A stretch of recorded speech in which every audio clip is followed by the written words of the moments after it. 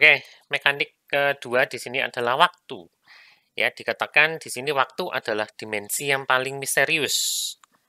Ya, kenapa? Karena kita tidak bisa mengendalikan waktu.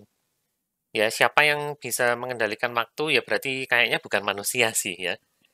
Nah, karena kita tidak bisa mengendalikan waktu, tapi kita bisa membuat game, maka ya kita bisa menciptakan ilusi seolah-olah kita bisa mengendalikan waktu pada game tersebut. Ya, di sini dikatakan, game menciptakan dunia mainan tempat kita bisa bermain-main dengan waktu. Entah mau dimajukan, mau dimundurkan, mau dihentikan pun bahkan kadang bisa. Ya kan? Nah, waktu ini juga punya dua konsep, ya, ada yang discrete, ada yang continuous. Ya, waktu discrete ini paling kita kenal dengan nama giliran atau turn. Ya, pada turn-based game ini waktu biasanya tidak akan dipedulikan. Contohnya main Scrabble, main Monopoly, main catur, ya, atau main apapun yang berbasis giliran. Ya, aslinya berapa lama pun kita memanfaatkan giliran kita, ya misalkan untuk berpikir, ya, aturan permainannya secara eksplisit ya tidak menyatakan bahwa semakin lama kita berpikir itu maka akan ada pengaruhnya, ya, terkait dengan permainannya. Ya, ada pengaruhnya paling terhadap sesama pemain, ya. Ini lama banget, ini ngapain toh mikirnya, ya kan? Tapi cuman itu aja, ya. Secara gamenya sendiri tidak peduli pada keadaannya dia. Ya, itu kalau turn-based game. Ya, contoh di game komputer deh, ya. Kita ambil sebuah RPG, ya, yang klasik, kan ada turn-based battle tuh, ya.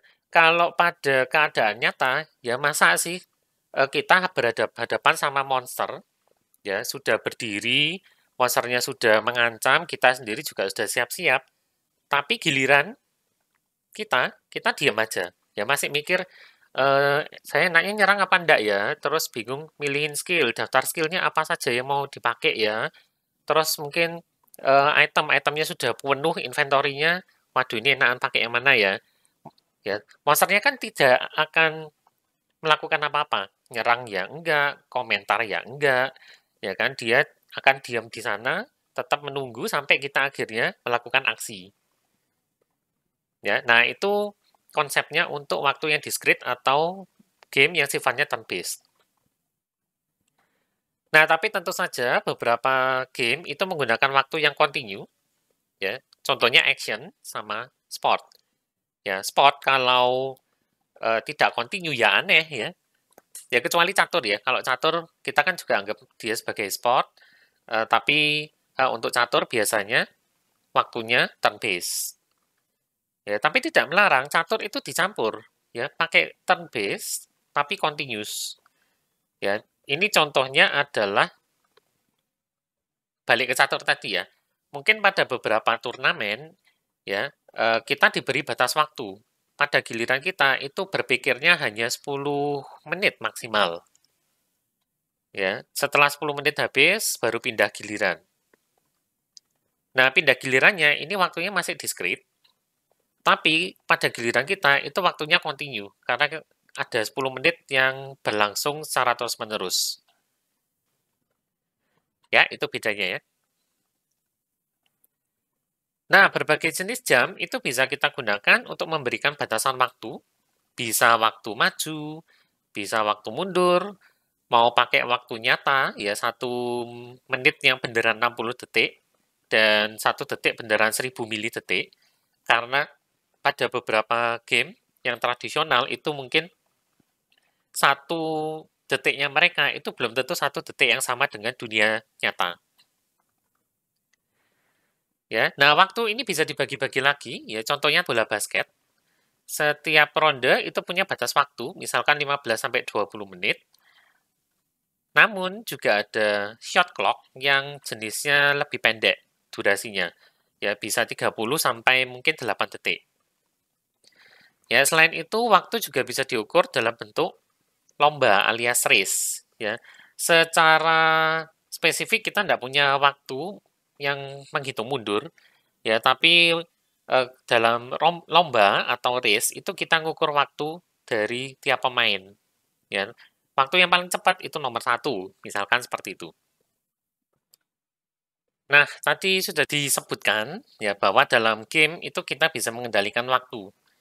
Ya, mekanik mengendalikan waktu yang paling umum yang kita gunakan adalah pause, menghentikan waktu beberapa saat, fast forward, mempercepat atau memperlambat waktu, dan rewind, ya memutar balik waktu. Misalkan waktu game over dan kita kembali ke checkpoint sebelumnya. Ya, aslinya itu kan seolah-olah kita kayak balik ke waktu ketika kita nyentuh checkpointnya. Ya, ini mekanik yang umum digunakan dalam game. Ya, bahkan ketika gamenya tidak spesifik, mekaniknya terpusat pada waktu.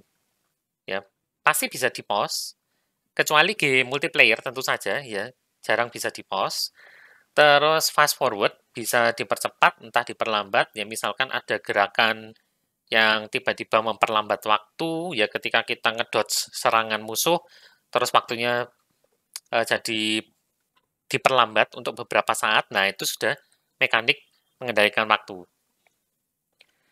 Nah, tapi kita akan coba lihat game yang benar-benar spesifik menggunakan mekanisme pengendalian waktu, pause, fast forward, sama rewind. Ya, contohnya, kalau pause sih hampir semua game bisa, ya. Waktu pemain itu nge-pause gamenya, permainan berhenti total biasanya.